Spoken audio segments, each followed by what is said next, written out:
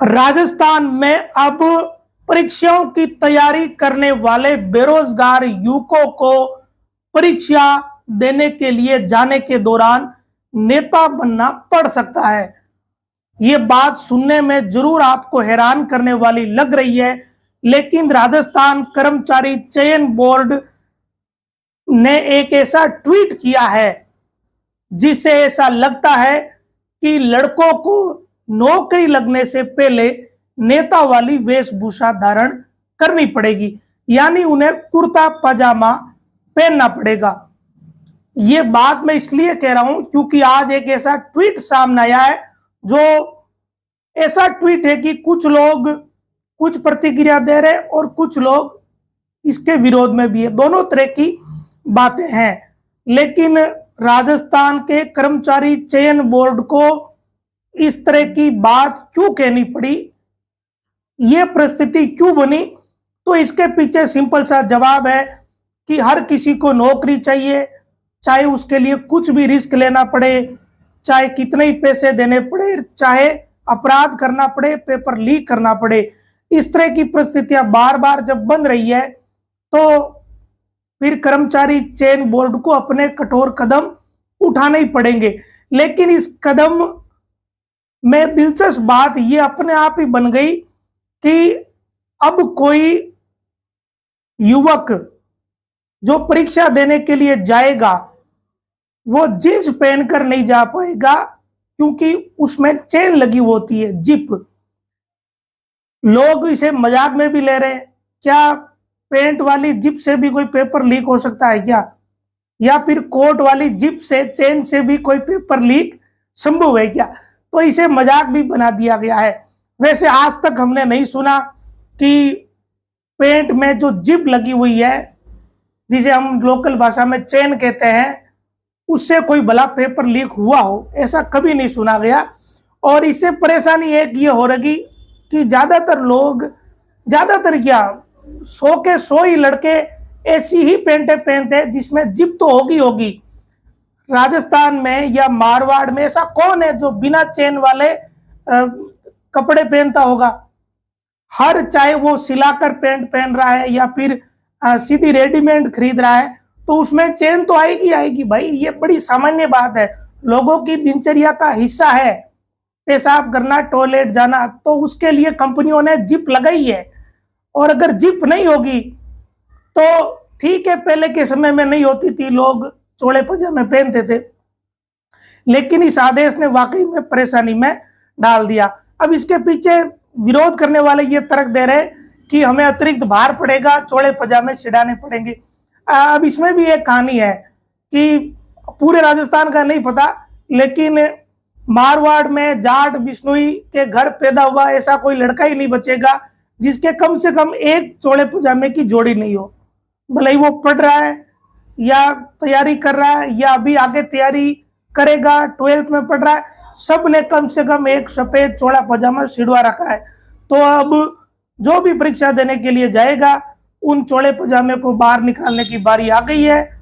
उन पर वापस उस्त्री कराइए, अगर किसी के लीलन का है तो कड़प चढ़ाइए, क्योंकि अब आपको परीक्षा देने के लिए जाने के दौरान नेता वाली वेशभूषा धारण करनी पड़ेगी। अब पूरी इस मजाक वाली बात छोड़ते हैं, लेकिन ये सीरियस ही बात है वैसे तो। अब असली बात पर आते हैं।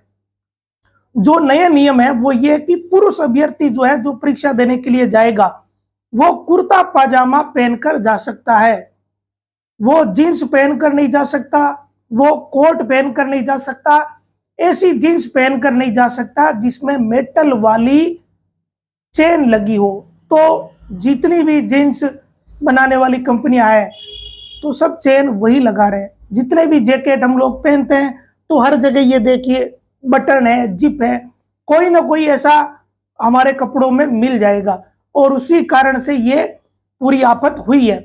अब परीक्षा देनी है तो आपको कुर्ता पजामा पहनकर ही जाना पड़ेगा। इसके पीछे का मुख्य कारण यह है कि पिछले कई सालों से जितनी भी परीक्षाएं हो रही है, ज्यादातर परीक्षाओं में नकल, पेपर लीक जैसी घटनाएं हुई है। और शायद इसके पीछे के तर्क ये है कि जो ब्लूटूथ के जरिए जो नकल करते हैं, शायद उसमें कोई तोड़ निकाला हो कि कहीं कोई ऐसा ही नहीं कर दे, तो उसका कोई तोड़ निकाला है कि रिस्क क्यों लेवे।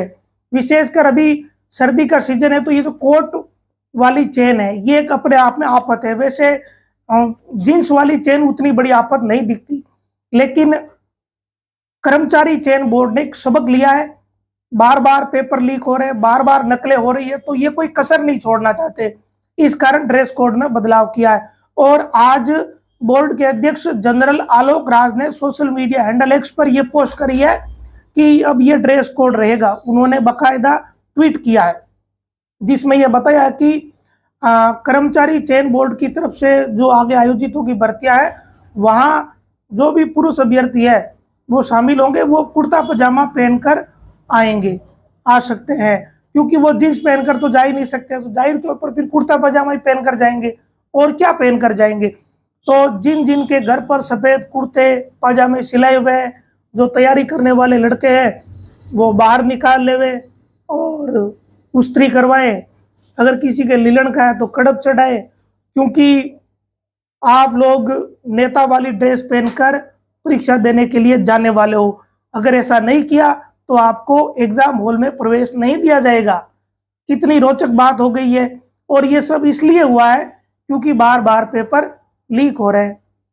आपको बता दें कि हाल ही में जूनियर इंस्ट्रक्टर भर्ती परीक्षा है, वहाँ डमी कैंडिडेट रोकने के लिए और पारदर्शी परीक्षा हो इसके लिए इंतजाम किए थे, जिसमें biometric, CCTV live coverage, detailed prechecking ये जब की गई, नई व्यवस्था की गई, तो उस दौरान जब अभ्यर्थियों को कमरों में प्रवेश दिया गया और मेटल डिटेक्टर से जांच हुई, तो जैकेट, जींस और पैंट में जिप हर सबके होती है, चेन होने की वजह से मेटल डिटेक्टर में बीप की आवाज आई थी, और ये अपने आप में मुसीबत बन गई। जितने भी अंदर प्रवेश कर रहे थे हर बार बीप की आवाज आ रही थी।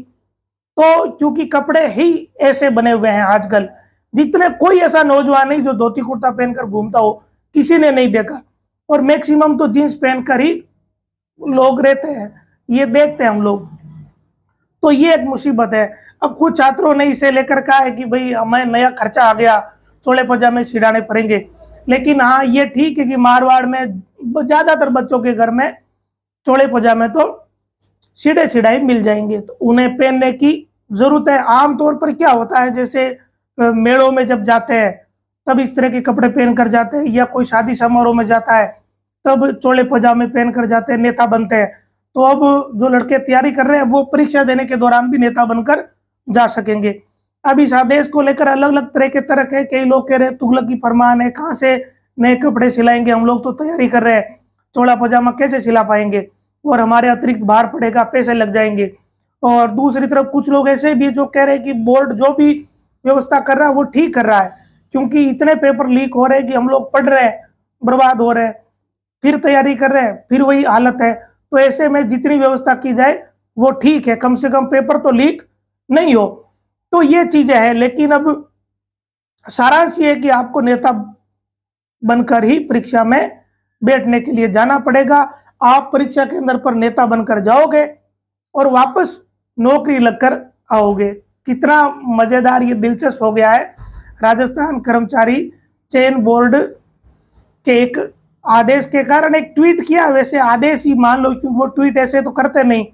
जब ट्वीट किया है आलोक राज ने, तो इसका मतलब ये व्यवस्था अगली परीक्षा में लागू हो ही जाएगी। और जींस वाली पैंट, चेन, ये कभी ऐसी भी मुसीबत बनेगी, ये किसी ने नहीं सोचा कि हम लोग कहाँ उपयोग करते हैं। जींस की चेन खोलना बंद करना कितना उपयोग करता है आदमी, दिन में 2, 4, 5 बार पेशाब करने के लिए जाते हैं, तभी ये लोग इसे यूज करते हैं। लेकिन किसी दिन ये मुसीबत आएगी कि पेपर लीक नहीं हो, इसके लिए जींस पहनना पाबंद हो जाएगा, मना हो जाएगा। और इसके पीछे तर्क यह होगा कि चेन लगी हुई है आपके जींस में, और इस कारण से आप ये पहनकर नहीं आ सकते। लेकिन ये सब इसीलिए हुआ है क्योंकि पेपर इतने लीक हुए राजस्थान में कि सरकार से लेकर अधिकारियों से लेकर अभ्यर्थी सभी तंग आए हुए हैं। तो जितने इंतजाम हो उतने ही ठीक है, हो सकता है जिन बच्चों ने नहीं छिड़वा रखे हैं उनके लिए कुछ खर्चा